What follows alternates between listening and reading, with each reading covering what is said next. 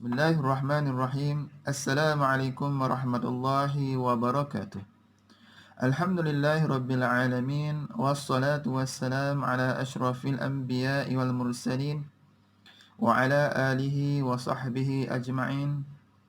Rabbi shrah li sadri wa yassir li amri. Wahlul 'uqdatam min lisani yafqahu qawli.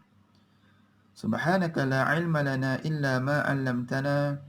Innaka antal alimul hakim. Wala hawla wala quwwata illa billahil aliyyil azim. Qala Allah Ta'ala, wa ma khalaqtul jinna wal ins illa liya'budun. Sadaqallahul azim. Amma ba'. Alhamdulillah. Marilah sama-sama kita menzahirkan kesyukuran kita kehadrat Allah Subhanahu wa Ta'ala, kerana dengan limpah kurnia dan rahmat Allah Subhanahu wa Ta'ala dapat lagi kita meneruskan kehidupan kita di muka bumi Allah Subhanahu wa Ta'ala ini. Dan yang paling penting, dapat lagi kita meneruskan perjalanan kita di bulan Ramadan Al-Mubarak ini. Alhamdulillah. Tuan-tuan, anak-anak yang dirahmati Allah sekalian, kita telah berada di penghujung Ramadan, ataupun disebut sebagai 10 Ramadan yang terakhir, ataupun disebut sebagai fasa ketiga, yang mana merupakan fasa itqu minan nar, kebebasan daripada api neraka. Saya yakin dan percaya di sepanjang hari-hari yang telah lepas, kita telah melakukan ibadah puasa, solat, sedekah, membaca Quran, berzikir dan sebagainya.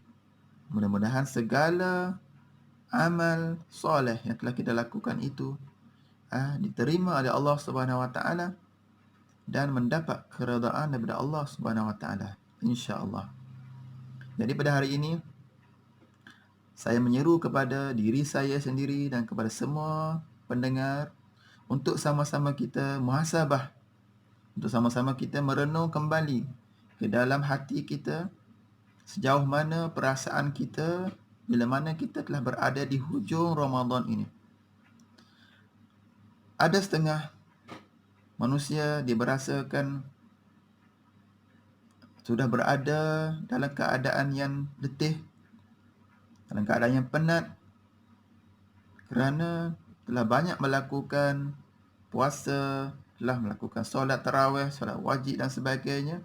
Bila sampai ke saat ini, dia merasakan satu keletihan dan sebagainya. Dan ada juga satu golongan yang merasakan perasaan yang biasa sahaja.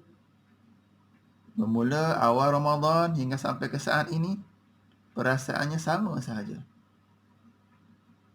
Ada golongan yang merasakan sekarang ini lebih bersemangat, lebih, orang kata, berusaha untuk tambahkan lagi, tingkatkan lagi ibadah, amal yang soleh, demi untuk mencapai ganjaran di sisi Allah Subhanahu wa Ta'ala. Maka kita tergolong dalam golongan yang mana? Itu terserahlah kepada diri kita sendiri yang merasainya. Pada hari ini, suka saya untuk menyeru kepada diri saya sendiri dan kepada pendengar sekalian untuk kita semak kembali segala apa yang telah kita lakukan di sepanjang Ramadan, hari-hari yang telah lepas. Sama ada dari segi solat kita yang wajib, yang sunat, puasa kita, Al-Quran kita, berzikir kita, berdoa kita, bersedekah kita dan seumpamanya. Adakah kita rasa cukup dengan apa yang telah kita lakukan? Ataupun kita rasa memadai dengan apa yang telah kita lakukan? Ataupun kita rasa masih lagi kita perlu perbanyakkan lagi, perlu kita pertingkatkan lagi segala apa yang telah kita buat di sepanjang hari yang telah lepas, demi untuk kita meneruskan baki daripada bulan Ramadan yang mulia ini. Tuan-tuan, anak-anak yang dirahmati Allah sekalian, yang pertama, solat kita. Saya yakin dan percaya di sepanjang PKP ini kita melakukan segala pekerjaan di rumah kita. Kita banyak masa di rumah kita, sama ada solat yang wajib, yang fardu, maupun solat yang sunat seperti tarawih dan sebagainya. Dan hikmah di musim PKP ini antara lainnya ialah kita dapat melakukan segala pekerjaan itu, segala ibadah, solat seumpama macam Quran dan seumpamanya dengan semaksimal yang mungkin. Jika sebelum ni kita beralasan, kita penat bekerja dan sebagainya, tetapi pada kali ini kita boleh membuat penumpuan sepenuhnya kepada ibadah kita di rumah. Walaupun tak dapat menunaikan ibadah di masjid, tetapi kita masih boleh melakukannya di rumah bersama keluarga, sama ada yang fardu maupun yang sunat. Hari ini saya menyeru kepada diri saya sendiri untuk kita muhasabah balik. Apa yang kita telah lakukan ini bertepatan dengan apa yang dikehendaki oleh Allah Subhanahu Wa Taala dan oleh Nabi Muhammad sallallahu alaihi wasallam. Apa yang dibawa oleh Nabi Muhammad sallallahu alaihi wasallam itu, adakah kita ikut betul-betul ataupun bagaimana? Bagaimana dengan solat kita? Walaupun kita berada di rumah, walaupun kita masih menunaikan solat, adakah kita tunaikan solat kita itu di awal waktu? Ada ataupun kita solat secara berjemaah dan sebagainya. Itu terpulang kepada penilaian diri kita sendiri. Kalau dalam kerja kita ada penilaian kendiri, keberhasilan kita. Ini dah separuh lebih separuh perjalanan. Kita punya target kita, sasaran kita adakah berubah ataupun kita turunkan kita punya sasaran ataupun kita tingkatkan lagi kita punya target kita untuk kita habiskan 30 hari Ramadan ini. Bagaimana? Tepuklah dada, tanyalah iman kita. Sejauh mana apa yang kita telah buat. Baik.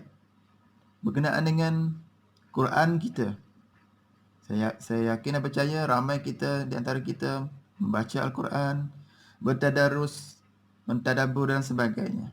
Namun harus diingat, bulan Ramadan ini kita bukan hanya mengejar untuk kita habiskan, untuk kita kejar habiskan 30 juzuk semata-mata. Bahkan apa yang paling penting di sana ialah untuk kita mengambil iktibar ataupun kita sebut sebagai tadabbur apa yang terkandung di dalam Al-Quran itu sendiri. Bukan tujuan kita membaca itu semata-mata kita nak habiskan 30 juzuk.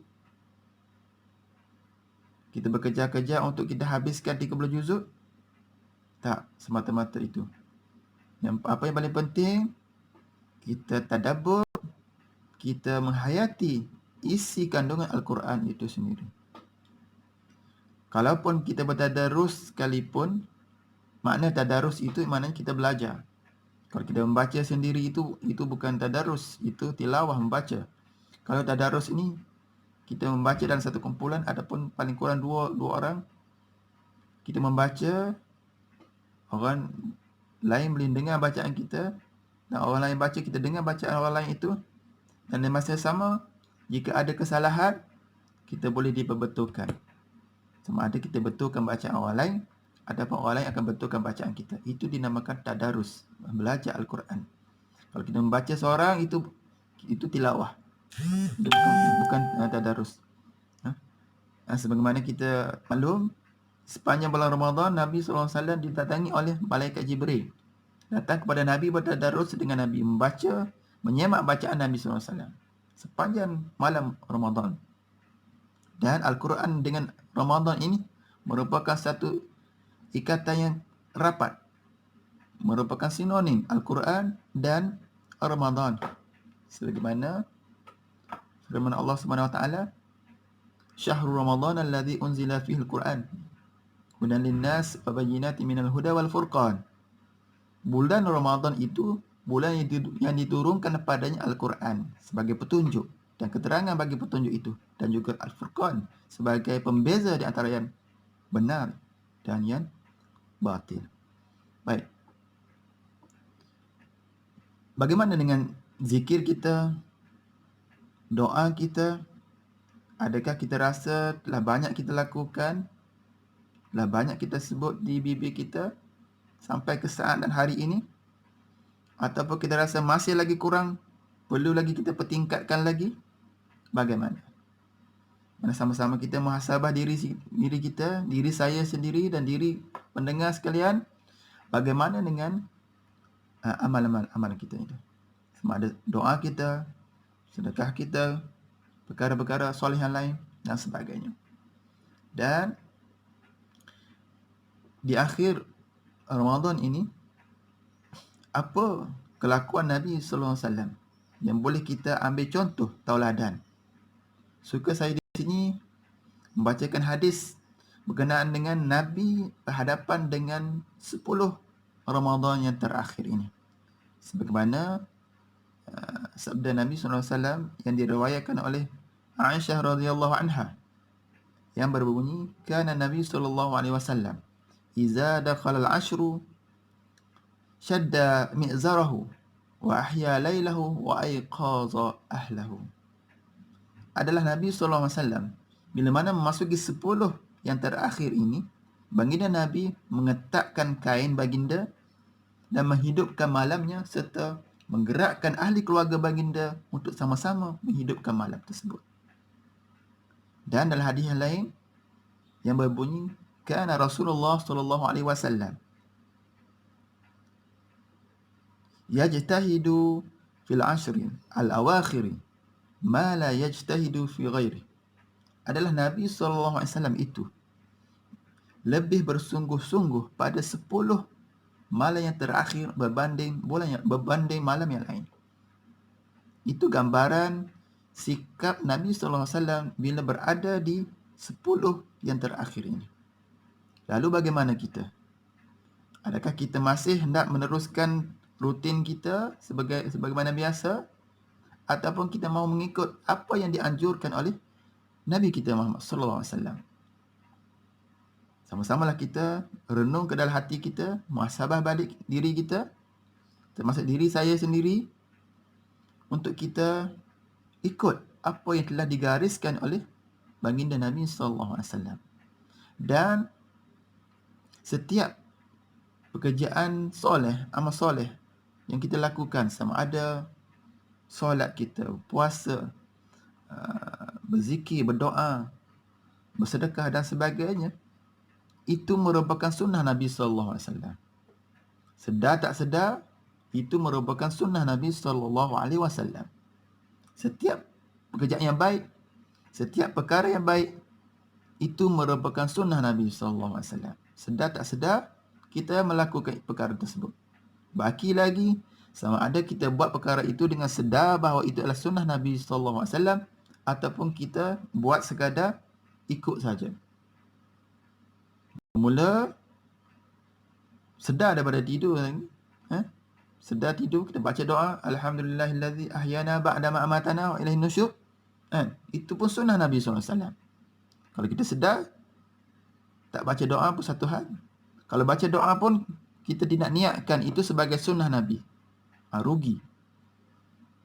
Bila kita sedar baca doa, kita niatkan itu adalah kita kerana kita ikut sunnah Nabi, itu mendapat ganjaran di sisi Allah SWT.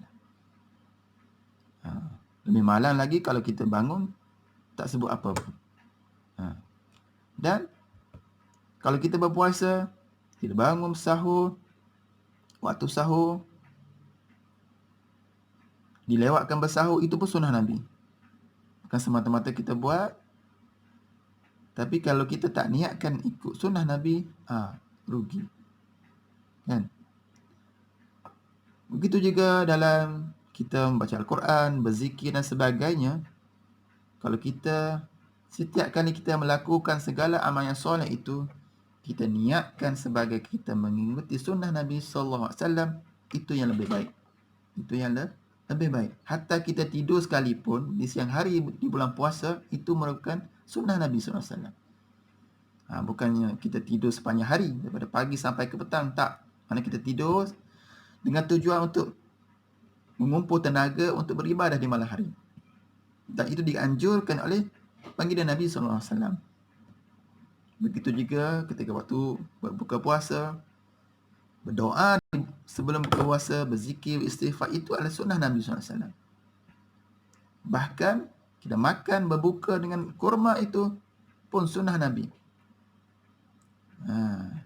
Jadi mulai saat dan ketika ini, kalau yang belum buat lagi, mana setiap pekerjaan yang baik itu kita niatkan itu mengikut sunnah Nabi sallallahu alaihi wasallam. Kerana Nabi itu melakukan perkara yang baik. Hatta kita diam, tak cakap pun, itu pun sunnah Nabi. Kerana Nabi sebut falyakul khairan aw liyasmut, maka hendaklah berkata-kata yang baik ataupun diam. Tak ada benda nak cakap yang baik, kita diam. Diam itu adalah sunnah Nabi sallallahu alaihi wasallam. Bukan semata-mata diam. Bukan diam bermakna kita sombong. Bukan diam bermakna kita tak bercampur dengan orang lain. Tapi diam di situ kerana kita tak mahu bercakap benda yang tidak mendatangkan faedah. Lebih-lebih lagi benda yang boleh menyakiti hati orang lain dan sebagainya. Diam di situ adalah sunnah Nabi sallallahu alaihi wasallam. Bila kita buat, kita niatkan semata-mata kita ikut sunnah Nabi, di situ dapat pahala di sisi Allah SWT. Dalam sedar tak sedar, kita melakukan sunnah Nabi SAW. Hatta kita mandi selepas berbuka puasa, mandi waktu malam, pun sunnah Nabi. Kalau semata-mata kita mandi tak niat apa-apa, dapat segar tubuh je lah. Tapi kalau kita mandi itu kita niatkan kerana kita sunnah Nabi SAW, dapat pahala di situ. Tengok betapa untungnya kita menjadi umat Nabi Muhammad sallallahu alaihi wasallam.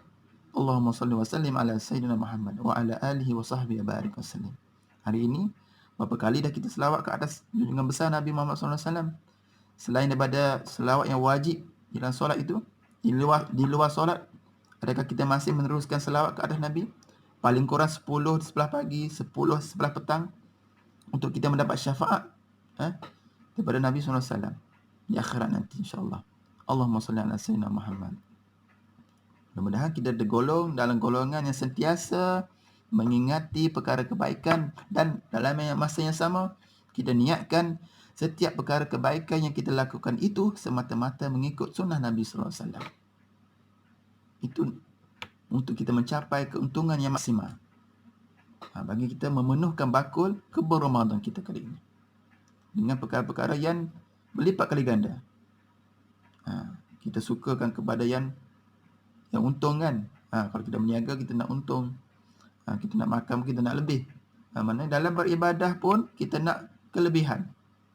Di samping kita nak redha Allah SWT, kita kejar pahala itu dengan cara, dengan ilmu, lebih-lebih lagi kita akan mendapat untung. Dan perkara yang saya sebut tadilah, setiap perkara kita buat, puasa kita, solat kita, sedekah kita, zikir kita, baca Quran kita niatkan itu adalah kerana kita mengikut sunnah Nabi sallallahu alaihi wasallam, akan mendapat ganjaran di sisi Allah Subhanahu wa taala, insya-Allah. Kerana apa yang kita tuju ialah syurga Allah Subhanahu wa taala. Tak lain tak bukan. Itu yang kita target. Sebagaimana kita selalu kita minta, Allahumma inna nas'aluka ridhaka wal jannah. Ya Allah, aku minta redha-Mu dan syurga-Mu. Wa na'udzubika min sakhatika wan nar.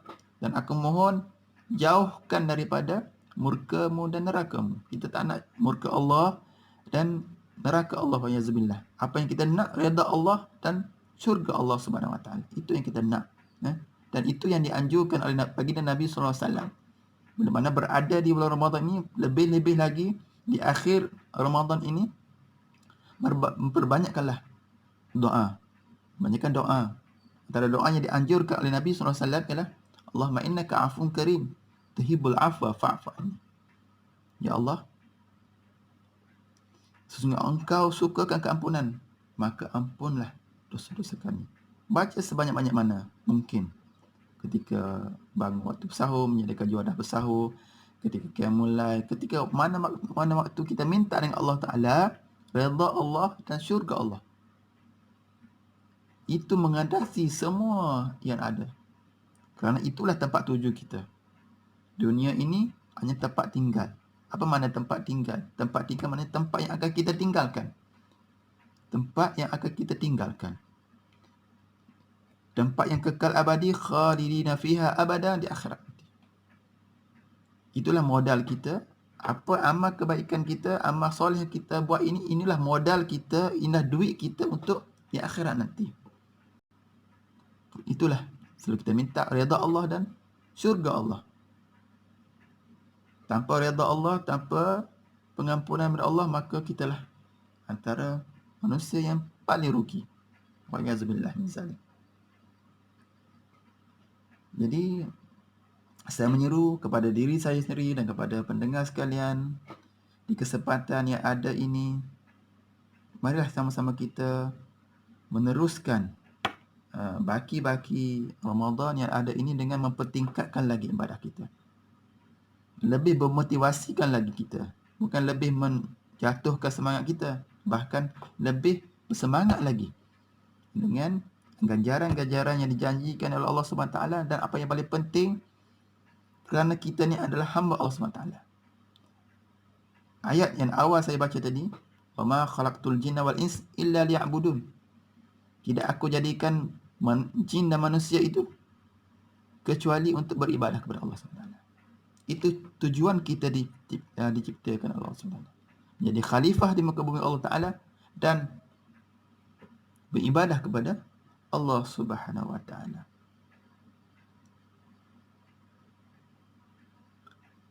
Akhir sekali, mari sama-sama kita merenung kembali dan kita memohon kepada Allah SWT agar apa yang paling yang ditunggu-tunggukan oleh kita ialah satu malam yang dijanjikan oleh Allah Subhanahu Wa Ta'ala, yang mana malam itu lebih baik daripada 1000 bulan, iaitu malam Al-Qadr, Lailatul Qadr. InsyaAllah, mudah-mudahan Allah rezekikan kita berjumpa dengan Lailatul Qadr. Allahumma barik lana fi Ramadan, balighna Lailatul Qadr, insyaAllah. Kita minta Allah Ta'ala sungguh-sungguh akan kita temukan dengan Lailatul Qadar, yang mana ganjarannya lebih baik daripada 1000 bulan. Mana kita minta dengan Allah Subhanahu Ta'ala akan memberikan kekuatan kepada kita. Allahumma a'inna ala dzikrika wa syukrika wa husni ibadatik. Ya Allah, bantulah kami untuk memperelokkan ibadah kepadamu dan mengingatimu. Itu kita minta kan. Kita minta kerana kita ni lemah. La haula wala quwata illa billah. Tidak daya kuasa melainkan Allah SWT yang maha kuat. Kita ni hamba yang lemah. Bila lemah, mana kita haruslah sentiasa berdoa agar kita dikuatkan jiwa kita, hati kita untuk terus beribadah. Jangan kita dilalaikan dengan benda-benda yang boleh merendahkan semangat kita untuk beribadah kepada Allah Ta'ala. Di musim-musim di hujung Ramadan ini, mungkin kita telah terfikir bagaimana kita nak sambut Aidilfitri dengan membeli pakaian baru, tukar kain lansir dan sebagainya, buat kuih raya dan sebagainya. Itu ketepikan dulu. Apa yang paling penting, kita fokuskan kepada ibadah kita agar kita dapat buat dengan semaksimal yang mungkin. Kerana kita tidak tahu adakah kita sempat lagi dengan Ramadan akan datang. Ramadan akan tetap ada. Namun adakah kita masih ada? Kita tidak tahu. Jadi masa dan peluang yang ada ini, mari sama-sama kita buat sungguh-sungguh. Tambah di musim PKP ni, kita banyak masa ada, kita boleh lakukan ibadah dengan semaksimal mungkin. Amat rugilah kalau kita tak ambil peluang yang ada ini untuk kita buat banyak sehabis mungkin baik amal ibadah kita, amal soleh kita, demi mencapai keredaan Allah Subhanahu Wa Ta'ala. Itu yang kita minta, itu yang kita nak. Kita tak nak lagi, kita nak redha Allah dan syurga Allah. Akhir sekali, saya menyeru sekali lagi kepada diri saya sendiri dan kepada pendengar sekalian, sama-sama kita mempertingkatkan semangat kita, mempertingkatkan lagi ibadah kita. Sampai kita berpuasa, kita bersolat, kita bertarawih, berzikir, berdoa, membaca Quran dan sebagainya, kita orang kata habis, sehabis mungkin, sebaik mungkin. Kerana inilah peluang yang kita ada. Inilah peluang yang kita ada. Ramadan pasti ada, namun adakah kita masih ada? Itu menjadi persoalannya. Jadi akhir sekali, mari sama-sama kita muhasabah diri kita sendiri. Sama-sama kita merenung dalam hati kita, adalah adakah kita telah mencapai apa yang telah dikehendaki oleh Allah Subhanahu Wa Taala? Adapun kita ni masih jauh lagi dengan apa yang dikehendaki Allah Subhanahu Wa Taala dan apa yang disampaikan oleh baginda Nabi sallallahu alaihi wasallam. Dan apa yang paling penting, setiap amal soleh kita, setiap kebaikan kita lakukan itu, kita niatkanlah itulah sebagai kita mengikut sunnah Nabi. Kita mengikut jalan yang ditunjukkan oleh baginda Nabi sallallahu alaihi wasallam demi mencapai redha Allah Subhanahu Wa Taala dan syurga insya-Allah. Jadi di kesempatan ini juga saya mengucapkan selamat Hari Guru kepada semua rakan-rakan guru seluruh Malaysia. Mudah-mudahan Ramadan tahun ini menjadi satu Ramadan yang menjadi titik tolak perubahan yang besar di dalam diri kita demi untuk mencapai keredaan Allah Subhanahu Wa Taala dan mencapai keampunan daripada Allah Subhanahu Wa Taala. Apa yang baik itu daripada Allah Subhanahu Wa Taala, apa yang kurang itu daripada kelemahan diri saya sendiri. Apa yang baik kita boleh amalkan. Bersamalah kita bermuhasabah di akhir 10 Ramadan yang terakhir ini. Mari sama-sama kita mempertingkatkan lagi ibadah kita kepada Allah Subhanahu Wa Taala insya-Allah. Sehingga berjumpa lagi. Aqulu qawli hadza wa astaghfirullahal azim. Assalamualaikum warahmatullahi wabarakatuh.